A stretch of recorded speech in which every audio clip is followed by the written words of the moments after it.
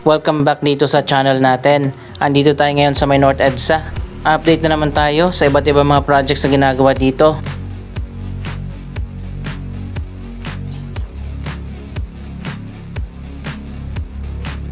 Ayan, eto na ngayon ang latest na progress sa ginagawa na MRT7 North Avenue Station. Ayan guys, tuloy-tuloy na nga ang ginagawa dito. Sa taas naman, ito yung turnback guideway. Diretso na yan at connected na hanggang doon sa may West Avenue.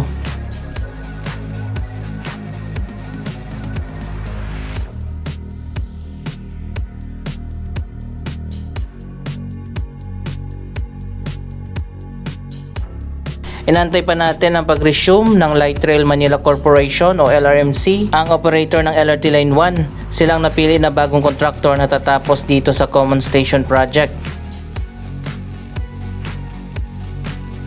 Connected na nga dito sa West Avenue ang ginagawa na turnback guideway.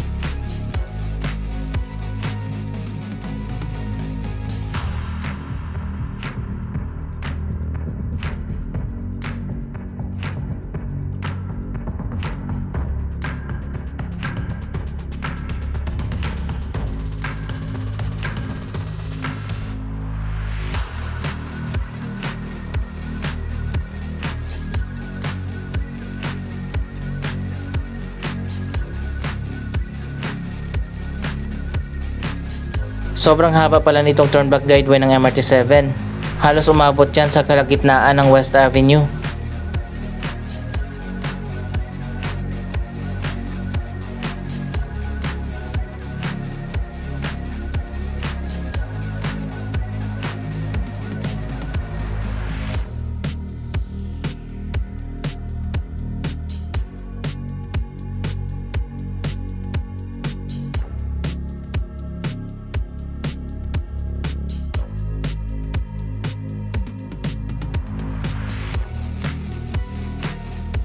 Malapit na rin matapos itong mga bagong office building ng SM North.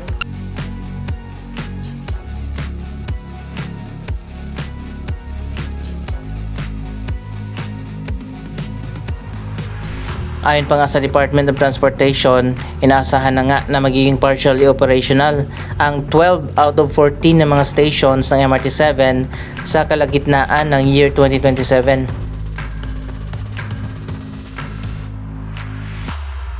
Ang turnback guideway ang isa sa pinaka-importante na bahagi ng MRT7. Dito didiretso yung mga train at mag-standby bago pa bumalik dito sa North Avenue Station at magsakay ng pasahero. Pasensya na kayo guys, ganito na talaga yung panahon natin. Lagi na lang umuulan, madilim.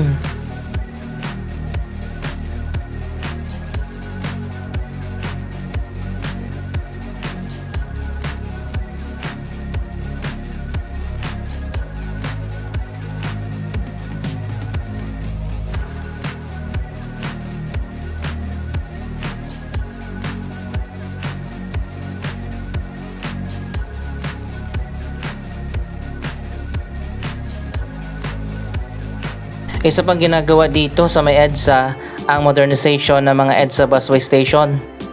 Ito ang pinakaunang ginawa at natapos na ang SM North EDSA busway.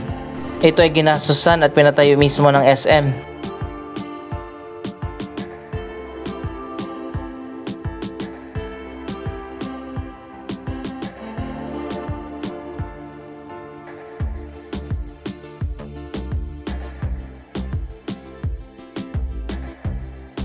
Kita nyo naman, napakaganda at malawak yung walkway dito.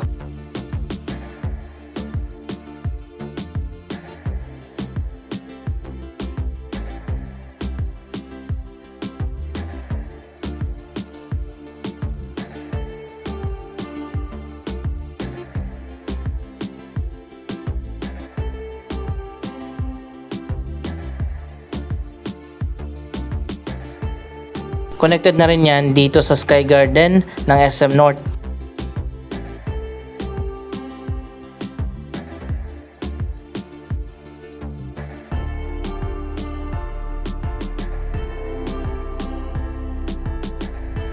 Tuloy-tuloy na rin ang construction ng North Avenue Station.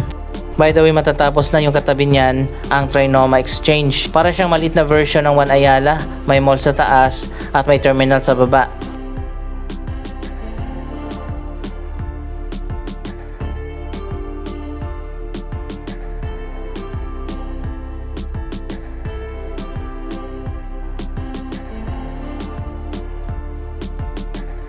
Ayon pa sa Ayala Land, later this year magbubukas na ang Trinoma Exchange. Abangan natin yan.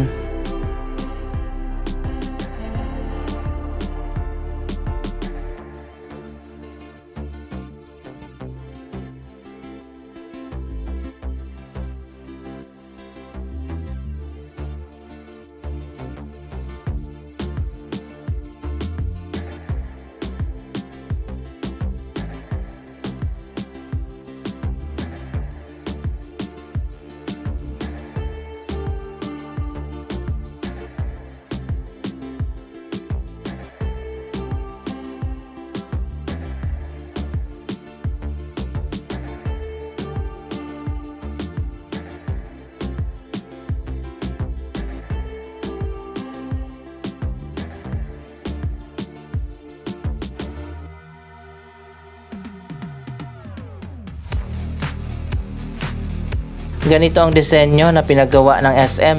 At ngayon naman ongoing na rin ang modernization ng iba pang busway station. Pero hindi na ganito yung design, mas pinasimple.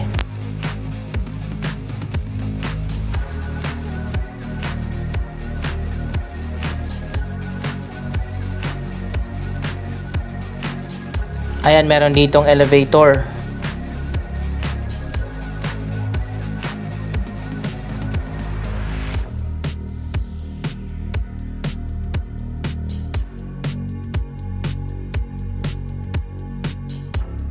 Tapos na rin ang kalahati sa pinagawa ng SM na katulad nito doon sa tapat ng SM Mega Mall. Ewan ko nga ba bakit hindi pa tinapos yung kabilang side. Pero sa ngayon open na yung northbound. Dito naman merong escalator. Ito pala yung North Avenue Station ng EDSA Busway, ginagawa na rin. Isa sa mga unang natapos na EDSA Busway modernization dito sa Kamuning.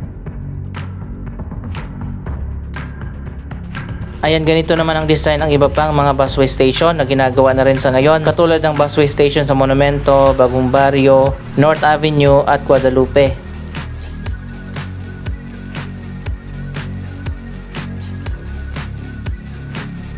Malawak na yung walkway dito sa gitna at meron ng canopy. May mga upuan pa dito at meron pa mga guide.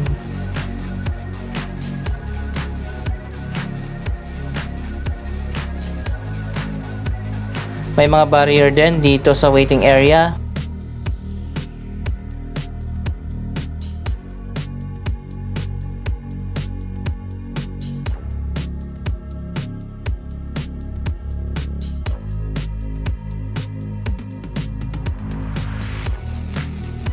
Mas pinaganda ng konti kaysa sa mga lumang EDSA Busway Station na sobrang sikip.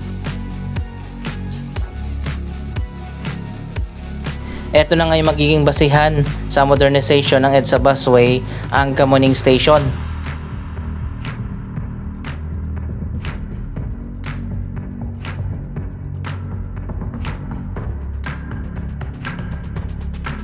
Yung hagdanan pala dito, ayan, makikita nyo naman may connection na papunta dito sa kabila. Hindi mo na kailangan pang bumaba at umakyat ulit sa kabilang hagdan katulad sa iba pa mga station.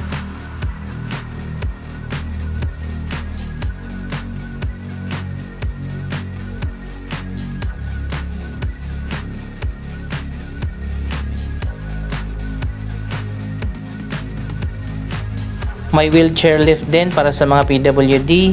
Dalawang lift yan, magkabilaan. Yun nga lang, walang escalator dito, elevator lang.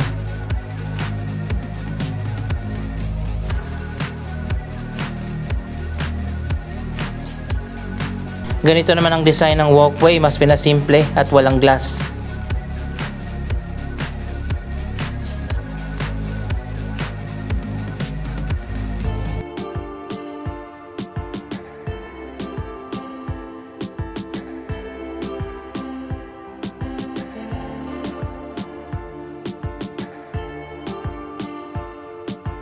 Maluwag din naman yung walkway dito sa taas.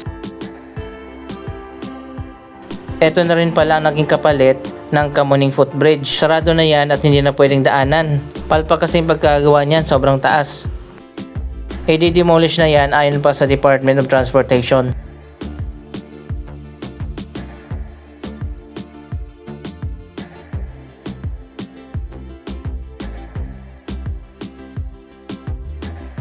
Ayan, gumagana naman ang mga elevator dito.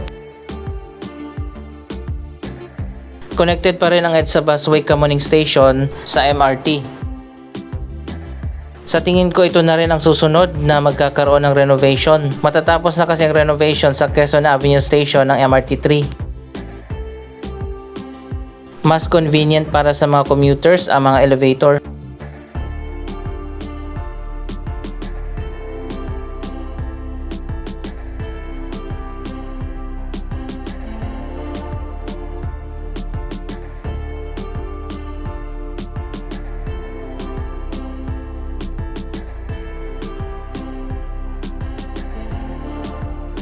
Kahit papano na modernize na yung mga EDSA Busway Station natin.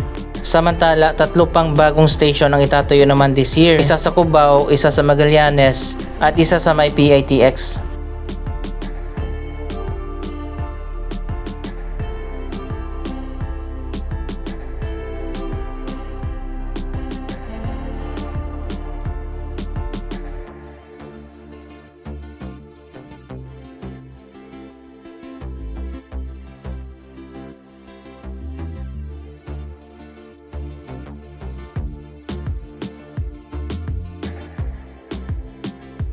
Mas okay din sana kung merong escalator.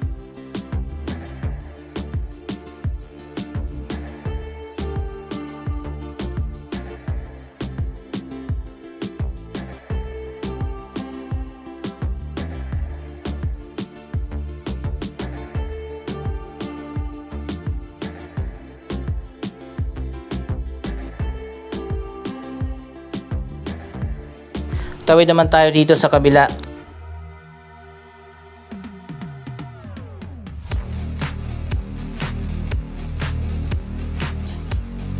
Ayan, tingnan nyo, napakadali tumawid kapag ganito. Pinag-isipan talaga yung design.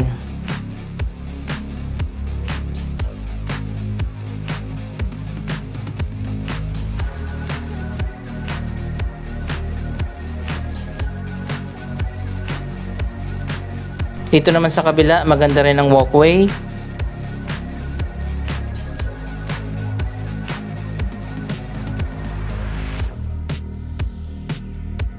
Kung nagtataka kayo bakit tagilid ang elevated walkway dito, hindi diretso yung walkway kasi inilihis papunta dito sa may SMDC Glam Residences, isang bagong condominium.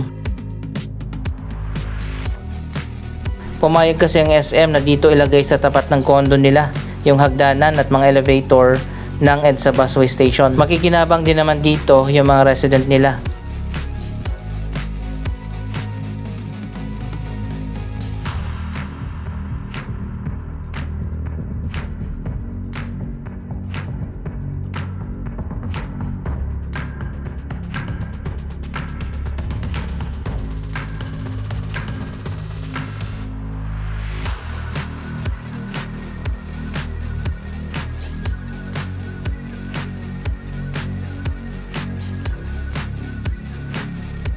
Dito sa kabilang side, meron ding elevator.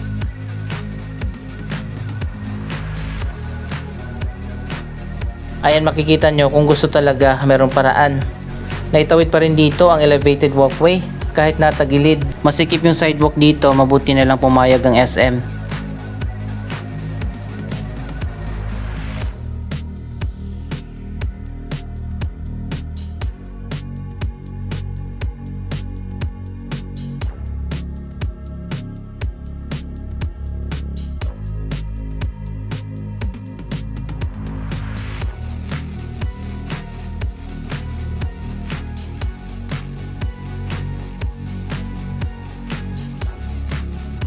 Anong masasabi nyo sa modernization ng mga EDSA Busway Station? At sa mga bagong railway projects na malapit na matapos, mag-comment lamang dyan sa baba ng inyong mga reaksyon.